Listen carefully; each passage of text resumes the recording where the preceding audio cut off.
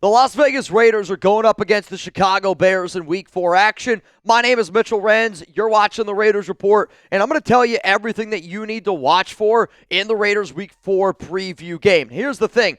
Both teams, 1-2. Pete Carroll, Ben Johnson, it's going to be a storyline that a lot of people are going to be looking at. And here's the thing.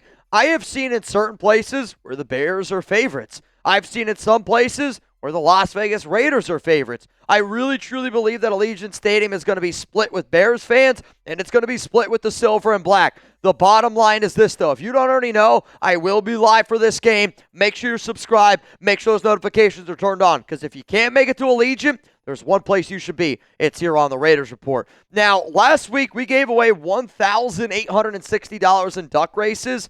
I'm hoping that we're able to give away close to $2,000 yet again.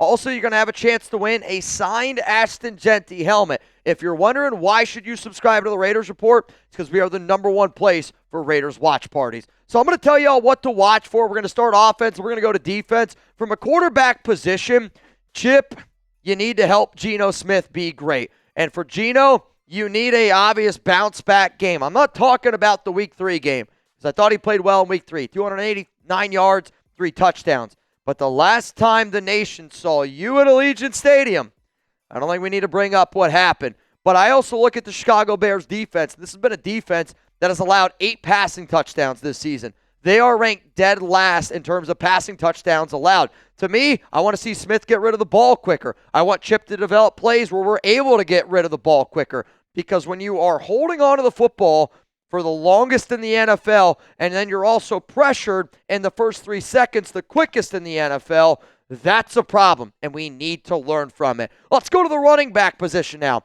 Obviously, I want to see more work for Jeanty. The running lanes, when you give him running lanes, you can easily see that he's got that it factor. 3.7 yards per carry this past week up against Washington, which is okay, but the #1 thing I want to see more of, more outside zone runs. Over the past 2 weeks, when the Raiders did outside zone runs, they ran the ball 9 times for 74 yards. This is where I'll say, Brandon Carroll and Chip Kelly, you got to get on the same page. There needs to be communication during the game going, hey, we're having a lot of success doing these outside zones. Let's try to run them a little bit more. Let's try to run them a little bit more. Because if you're telling me we're averaging 8.2 yards per carry on something, why the flip aren't doing it a little bit more? The Bears have allowed 363 rushing yards to running backs this season. That is ranked 31st in the National Football League. There is no excuse to not watch tape and learn from the tape. And the tape tells you, stop running pistol right up the middle and run a little bit more outside zone. You're going to have a lot more success when you run the football. Let's go to the wide receiver room next up here on the Raiders Report. And, you know, one of the things that I mentioned last week, if you don't believe me, go check out the video that I did, what to watch for. I said, you got to get Tre Tucker involved a little bit more because the tape tells me that he is open way more often. He's got all 4 of the Raiders receiving touchdowns this season. Nobody else has another one. I want to see the Raiders stretch the field against Chicago, a defense that right now is allowing 17.2 yards per catch to the wide receiver position. That is dead last in the league. I know the Raiders can take advantage of the deep ball. I know the last time we tried to really take advantage of the deep ball in a home game, the Raiders struggled. The thing is, though, when you get your ground game going, you show that you can attack the middle of the field. You show that you are willing to take what is given to you. That's then going to open up the deep ball. And the Raiders offense the past 2 weeks hasn't been able to throw the ball deep because defenses know that you're not trying to attack that 10-yard gap there right in the beginning. If you attack that a little bit, it's going to open up the field. Take what's given to you, and then you'll be able to stretch it a little bit. Giggity. Be honest with me, though. Confidence level in the Raiders to beat the Bears. Scale it from 1 to 10. 1, you're not confident at all. Yeah, 1 is, Mitch, they're going to lose, man.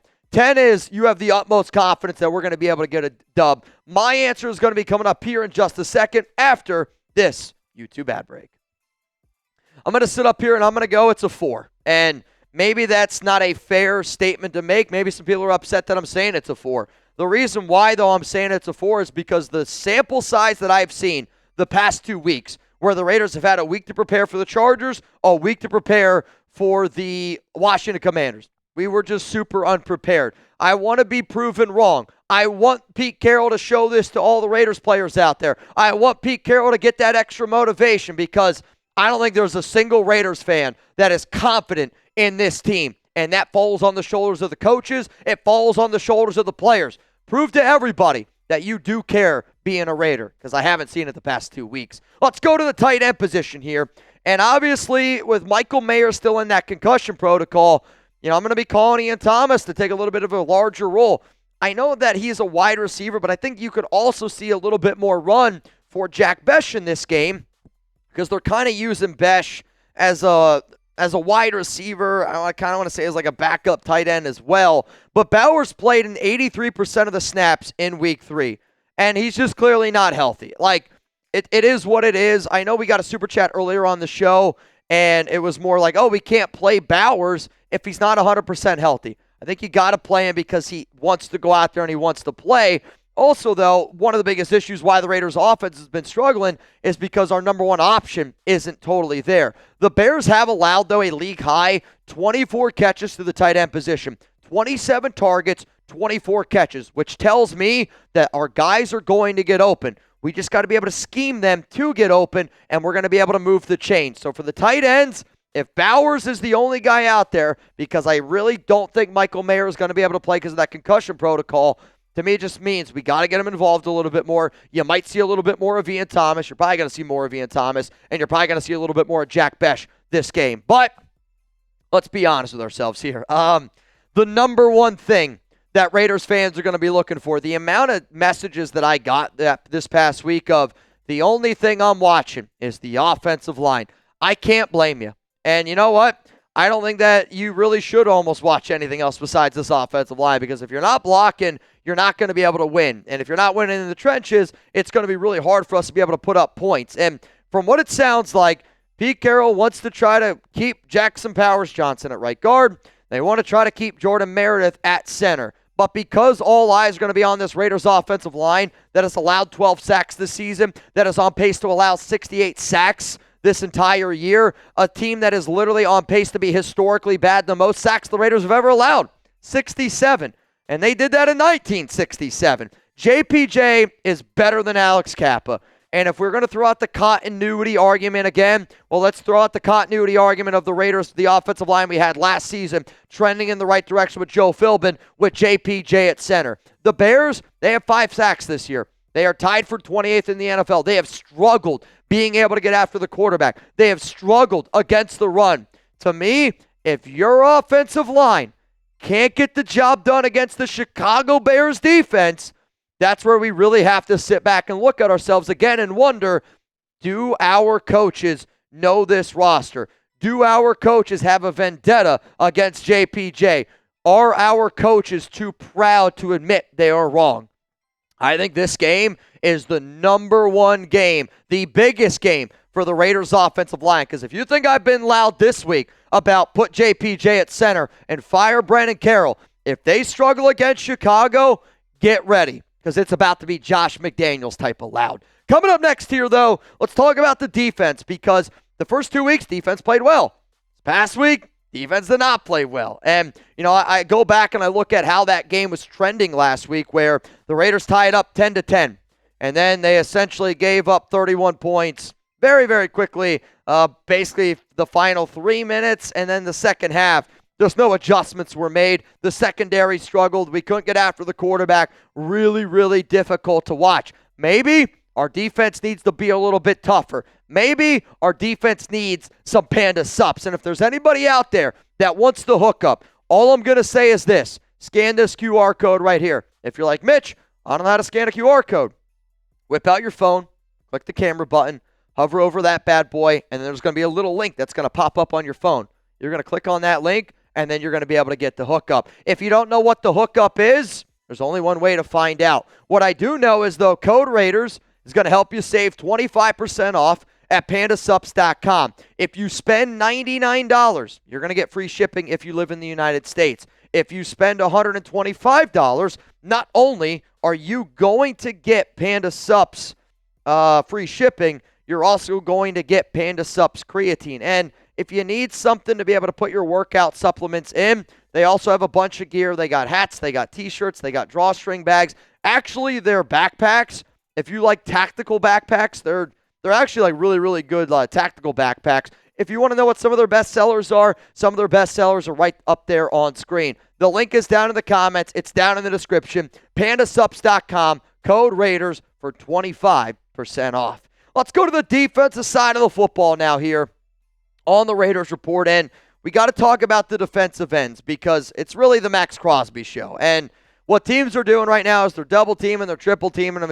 It's the same song and dance year after year after year after year. To me, Tyree Wilson needs more snaps. He's only had 21 last week. You're not using him in the correct way. You're lining him up more as a defensive end, or actually you need to be able to line him up more at defensive tackle. The other person you got to take snaps away from is Malcolm Koonce because he's been horrific this season. He's been the worst defensive end in the National Football League. He is ranked 116 out of 116 according to PFF with that 37.7 overall grade. If it's third down, let Malcolm pin his ears and go after the quarterback. But if it's not a for sure fire passing situation, I'm sorry, Malcolm can't be out there on the football field. And if the Raiders want to actually try to win football games, they got to figure out somebody else besides 98 that can get after the quarterback at the defensive end position because I haven't seen Snowden, and Brennan Jackson isn't getting a lot of work either. Let's go to the defensive tackle room here, and I'm hoping that the Raiders get Tonka Hemingway some reps. J.J. Pegues, honestly, I'd like to see him out there on the field as well. But right now you got Thomas Booker and Jonah. These are your top two defensive tackles right now. And I'm actually a little bit disappointed in what I've seen from Adam Butler. I don't know if Adam Butler got paid and hasn't been putting in as much work as what he's done before, but he's clearly taken a step back. Now, maybe Adam Butler needed a Christian Wilkins to really showcase that he can be a good number 2 defensive tackle instead of a true number 1. But right now, if you're the Raiders, you just can't get run on the way that you did last week. It needs to be better tackling, needs to be better discipline, needs to be able to shoot up the gaps. What's going to be challenging, though, is Chicago spent a lot of money this offseason on that interior offensive line. They traded for guards. They went out, they added the center. This is a team that values the interior, and it's going to be a big test. You better not let DeAndre Swift run all over you because he really hasn't been running over anybody this year. At linebacker, the key words here are tackling, tackling, tackling. The key words are assignment. And the Raiders linebackers got to stick to their assignments because I do think that, yes, they bring a lot of physicality. Yes, they're flying all over the football field, but it's very undisciplined football from the linebackers. I want to see more work for Jamal Adams. He played only 15 snaps last week, and the reason why I want to see him out there on the field more this week, and I feel like a broken record, because I keep saying, more Adams, more Adams, more Adams, right? And the reason why I want to see more out of him this week is because he does offer you a lot more of that sideline to sideline. I think his blitzing, he's shown you that he can blitz really well. And for a Bears team that they're going to throw the football, Caleb Williams is going to try to make the big play. If you can rattle him and you can get north and south, it's going to help out a lot. Also, from these linebackers, got to be able to show that we can cover the tight ends. The Bears tight ends have 13 total targets this season. That is tied for 28th in the NFL. So Chicago really hasn't been utilizing their linebacker room a lot. They've really been utilizing that wide receiver room, which we're about to talk about here in just a moment. I want you to fill in the blank, though, okay? Because to me, I always in my mind try to put a number of the Raiders got to score this amount of points if they want to get a win. Problem is we haven't been able to put up many points this season. So what is this number at home at Allegiant Stadium against the Chicago Bears? My answer coming up here in just a moment. My answer is 27. And I believe if the Raiders want to beat the Chicago Bears, they have to put up at least 27 points. Chicago with Ben Johnson is starting to get the ball rolling a little bit, and that's going to be a team that they're going to want to try to embarrass you. You're telling me Ben Johnson doesn't want to try to embarrass the team that, he decided, I get it, he picked Chicago over the Raiders, but I also think that he's looking at that going like, I want them to know what they missed. I want them to know that they maybe should have offered me a little bit more. I think it's 27 points. That's the number I'm hoping for. And I think if we get there, we should be able to find a way to win. Let's go to the cornerback room now. Eric Stokes has been the number 1. But to me, are they going to play Darian Porter? Because Darian Porter got 16 snaps this past week. after Kai Blue Kelly was benched. And, Kelly got roasted a few times in that game, right? And Porter was drafted in the 3rd round, but Porter, when he played, he actually, I thought, did a pretty darn good job. He was one of the highest graded PFF players that we had. Also, you could see that athletic ability was out there. Right now, Chicago is averaging 233.7 passing yards per game. That's 11th best in the NFL. What I really want to know, though, is who's going up against Rome Odunze. Because Odunze leads the team, 16 catches. Leads the team, 227 yards. Leads the team in 4 touchdowns. I don't know if it's going to be Kai Blue. I don't know if it's going to be Eric Stokes. But right now, the safety blanket for Caleb Williams is Rome. And if you try to take away Rome, I don't know if they're going to be able to build it in a day. Let's go to the safety room up next here for the Silver and Black. And Jeremy Chin, I'm looking at you. Isaiah Paul-Lamau, I'm looking at you. I mean, our safety room has been a disaster this season. It has been. I mean, it was a good first game, but the last 2 games, our safety room has really struggled. Isaiah Paul-Lamau right now is the worst safety in the National Football League, number 76 out of 76, according to PFF. But I think both of these guys need to be able to stick to their assignments. I think both of these players need to, play up near the box a little bit more. The Bears have 12 plays this season with more than 20-plus pass yards. The Raiders secondary, their safeties, they've been getting beat deep a lot because you're asking guys that aren't center fielders to play a little bit of center field. But the other thing that I want to see our safeties do is get physical because DJ Moore struggles with physicality. I also think Rome Odunze at times struggles a little bit with physicality. But for our safeties, if I'm going to play up near the box, I want them also to play up near the first down marker because what drives me nuts with Patrick Graham's defense sometimes is how soft they play. And instead of lining up at the first down marker, they line up 2 or 3 yards back. The catch is made, they met at the point, and then they get the first down by a yard. Rome Odunze this season has 12 first down catches. He is by far Caleb Williams' number 1 target on 3rd down. If I'm the Raiders, I want to try to utilize our physicality at safety and try to take away Rome Odunze on 3rd down. From a kicking and special teams perspective, we got to be better on kick returns. Got to be better on punt returns from a defensive standpoint. I want to say we gave up close to 250 total yards on special teams last week against Washington, and that just simply can't happen. Yes, Carlson has been doing a good job. He's 6 for 7 on field goals this season. He's got to be able to continue to knock those through. But right now, the Bears, they are 5th best in the league, averaging 27.2 yards per return. If you have a defense that struggled and you're just giving up all these yards and you're putting them in a negative situation, we just got to start off the game strong. The past 2 weeks, we started really weak. Deebo Samuel had a 60-plus something yard return, and they start the drive at the 27. The game before that, Geno throws a pick in week 1. Or on his first throw.